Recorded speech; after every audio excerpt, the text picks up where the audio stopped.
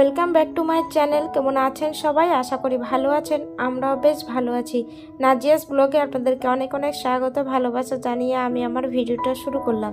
তো আজকে ভিডিওটা সন্ধ্যাবেলা থেকে শুরু করলাম। তো রাতের খাবার করব, তো চলে এসেছি রান্নাঘরে। সন্ধ্যাবেলার চা খাওয়া হয়ে গেছে, দেখতেই পাচ্ছেন। চায়ের বাসন আছে, দুপুরের কিছু বাসন আছে, সেগুলো সব মাজতে হবে। তো এই তো রাতে রান্না করব। তো আজকে ফুলকপি ছিল ফ্রিজে, তো ভাবলাম যে ফুলকপি আলু ভাজা করে নেব আর রুটি। তো আমি ফুলকপি কেটে ভালো করে ধুয়ে যে জলে সেদ্ধ করে নিচ্ছি। সেদ্ধ করে নিলে কি হয়, গ্যাসটা বেরিয়ে যায়।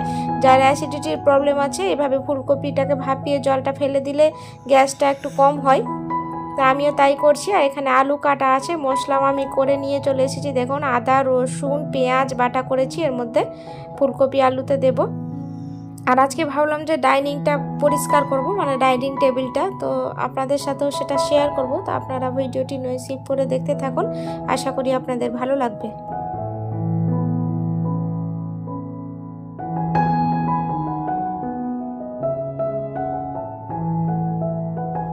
তো এই যে দেখুন, ডাইনিং টেবিলটা পরিষ্কার করব। তো ডাইনিং টেবিলের উপরে অনেক কিছু আছে, বাইরে থেকে কিছু নিয়ে আসলেই এখানে এনে রাখা হয়। সব কিছু কৌটা কাটি সব কিছু যা কিছু থাকে বাইরে থেকে নিয়ে এসে ডাইনিংয়ের উপরেই রাখা হয়।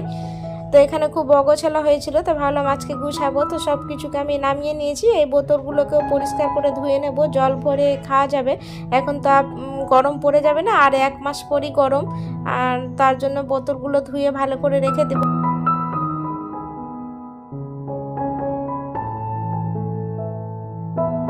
আর কাচের এই ট্রেটা আমি এক্সপো মেলায় কিনেছিলাম, প্রায় হয়ে গেল 3-4 বছরের মতো, অনেক পুরনো এটা।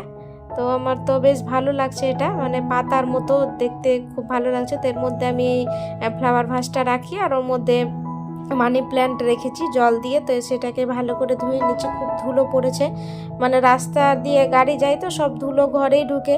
তো প্রত্যেক দিন হালকা হাতে মুছি, তাও এত ধুলো কোথা থেকে পড়ে যায় কি জানি। এটাই ধুয়ে নিচ্ছিলাম। আর যেটা ইনডোর প্ল্যান্ট যেটা নিয়েছিলাম, আপনাদেরকে হয়তো দেখেছি, এটাকেও একটু ভালো করে ধুয়ে নেব। খুব ধুলো পড়েছে। আমি এই ভিজা ন্যাকড়া দিয়ে 4 সাইডটা মুছে নেব। এতে অত জল দিতে হয় না, শুধু জলের ছিটা দেবো অল্প করে। তো সেটাই করে নিচ্ছি। প্রত্যেক দিনের মতো আপনাদের কাছে একটা ছোট্ট রিকোয়েস্ট, আমার ভিডিওর কোনো অংশ যদি আপনাদের ভালো লেগে যায় তাহলে একটা লাইক করে যেতে ভুলবেন না। কারণ আপনাদের করে একটা লাইক আমাকে ভিডিও করতে মোটিভেট করে। আর আমার এইরকম ভিডিও পেতে হলে আমার চ্যানেলটি সাবস্ক্রাইব করেও রাখতে পারেন। আর যারা কাজটি অলরেডি করে রেখেছেন তাদেরকে অসংখ্য ধন্যবাদ।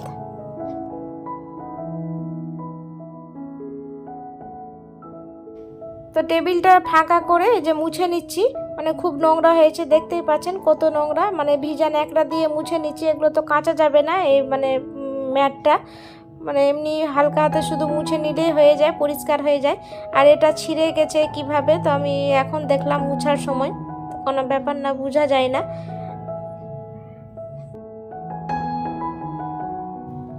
ডাইনিং টেবিলটা মুছার পর ফ্রিজটাও মুছে নিলাম। ফ্রিজের উপরেও ধুলো পড়েছিল, তো হালকা হাতে ভিজা ন্যাকড়া দিয়েই যেটা দিয়ে টেবিলটা মুছলাম ওটা দিয়ে মুছে নিলাম। আর এখানে সব দরকারি জিনিসপত্র রাখা থাকে ফ্রিজের উপরে। আর দেখুন এইভাবেই সাজালাম, সব কিছু মেজে ঘষে এখানে রেখে দিয়েছি। তো কেমন লাগছে তোমরা অবশ্যই কমেন্টে জানিও।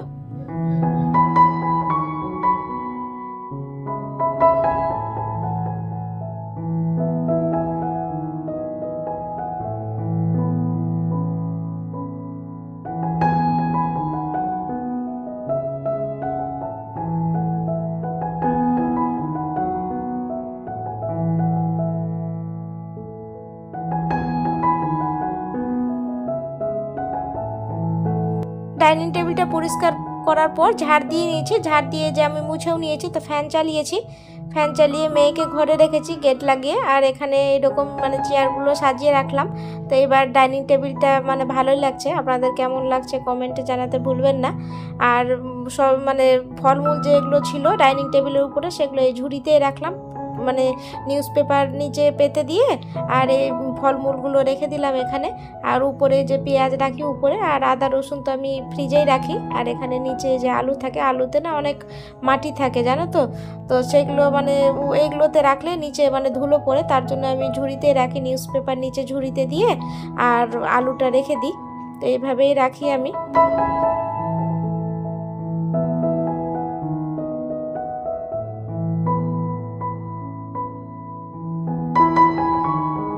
এদিকে সব কিছু রেডি করে দিয়ে ওদিকে তো ডাইনিং টেবিলটা পরিষ্কার করলাম, তারপরে চলে এসেছি রান্নাঘরে। এই যে ভাজাটা করে নেব, ফুলকপি আলু ভাজা। তো এখানে আমি কড়াই বসিয়ে দিচ্ছি, কড়াইয়ে পরিমাণ মতো তেল দিয়ে 5 ফোড়ন আর তেজপাতা দিয়ে যে আলুটা দিয়ে দিলাম। আলুটা এবার লবণ হলুদ দিয়ে এটাকে ভাজবো, ভেজে তারপর মশলা দেব।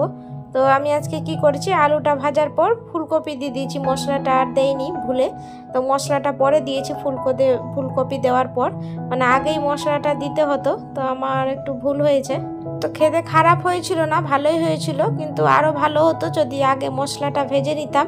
তো ফুলকপি দেওয়ার পর মশলাটা দিয়েছি। এই যে দেখবেন আমি ফুলকপি দিয়েছি আলুর মধ্যে, মানে মশলা দিয়ে তারপর ভাজা হলে তারপর ফুলকপি দিতে হতো। তো কোনো ব্যাপার না, খেতে খুব সুন্দর হয়েছিল। কিন্তু ফুলকপিটা না গোটা গোটা ছিল না, মানে সেদ্ধ হয়ে গেছিলো। ভাপিয়েছি তো আগে, মানে অর্ধেক সেদ্ধ হয়ে গেছিলো। এই যে দেখুন আমি ফুলকপি দিয়ে দিয়েছি আগে, আগে মশলা দিলে একটু ভালো হতো। তো কোনো ব্যাপার না, টেস্ট মানে সেই রকমই ছিল। তো খুব খারাপ লাগছিল না, খেতে ভালোই লাগছিল রুটির সাথে।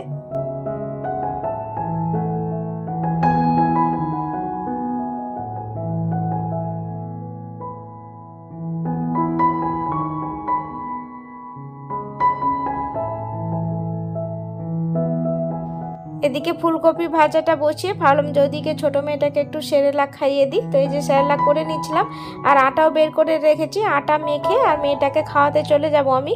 এদিকে ফুলকপি ভাজাটা হতে থাকবে, কমিয়ে যাব মিডিয়াম টু লো করে, আর দিয়ে তারপর মেয়েকে খাইয়ে এসে তারপর রুটিটা রান্না করব। এদিকে ভাজাটা হবে। তো এই যে দেখুন কথা বলতে বলতে মেয়ের সেরেলাকও হয়ে গেছে, এদিকে আটাও মেখে নিয়েছি। তো আটাটা মেখে রেস্টে রেখে দিলাম, ওদিকে মেয়েকে খাইয়ে নিয়ে এসে তারপর রুটিটা রান্না করব। তাহলে চলুন মেয়েকে খাইয়ে নিয়ে তারপর কথা হচ্ছে।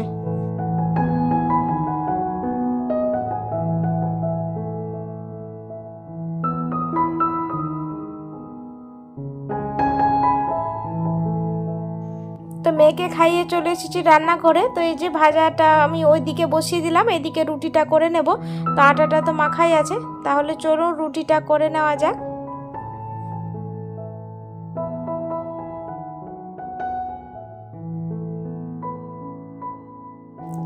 তো অফ ক্যামেরায় রুটিটা আমি করে নিয়েছি, আর এই যে রুটি করে ভাজাটাও নামিয়ে নিয়েছি। দেখুন কড়াই থেকে বাটিতে, এই যে দেখুন মানে ভাজাটা এখানে রেখেছি, বাবাকে খেতে দেব। বাবা বসেছে খেতে, তো ওকে খেতে দিয়ে এদিকে বাসনপত্র সব কিছু আমি মেজে নেব।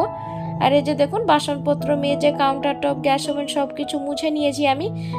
যতটুক বাসন ছিল সব কটা মেজে নিয়েছি। মেজে এই যে রাতের এবার খাওয়া দাওয়া করবো আমরা সবাই মিলে, বাবাকে খেতে দিয়ে দিলাম।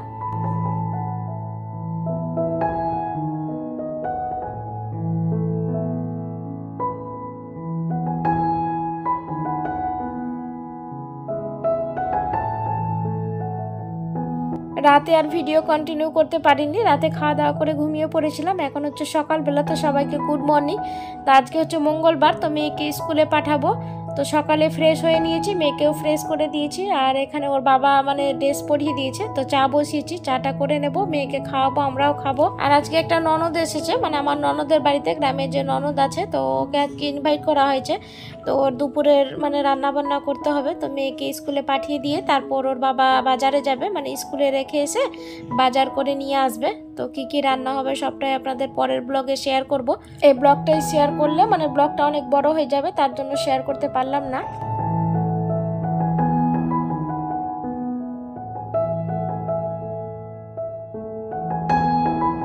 মেয়ে চলে গেছে স্কুলে, ওকে স্কুলে পাঠিয়ে দিয়ে এই যে আমি ঘর বাড়ি সব ঝাড় দিলাম, বিছানাপত্র গুছালাম, ঝাড় দিয়ে আমি মুছেও নিয়েছি। আর ছেলে গেছে টিউশন, ও আসলে ওকে আবার খেতে দিতে হবে। তো রুটি আছে, ডিম ভাজা করে দেবো, রুটি দিয়ে খেয়ে নেবে। আর ননদের ছেলেটাও আছে এখানে, ও ননদ আর যে নন্দু আছে ও গেছে বাজারে কি ওষুধ আনতে। এই যে ছেলে আসলো টিউশনতে, ওর সাথে আমার ননদের ছেলে আসলো, মানে ওরা বাজার যাচ্ছিল, তো ও গেল না, আমার ছেলের সাথে খেলবে তার জন্য। তো ওকে রুটি করে দেবো, চা আছে আর ডিম ভাজা করে দেবো। আর অনেক কাপড়ও আছে, মানে ছাদে শুকোতে দিতে হবে। যে দেখুন কত কাপড় আছে, রাতে আগের দিন মানে কেচে রেখেছি, মেশিনে কাঁচা ছিল, তো সেটাই রোদ্রে দিয়ে দেবো। আর পেঁয়াজওয়ালা এসেছিল, তো হাজব্যান্ড পেঁয়াজ নিল, 3 কেজি পেঁয়াজ নিয়েছে, তো সেটাকে আবার ঝুড়িতে রাখতে হবে।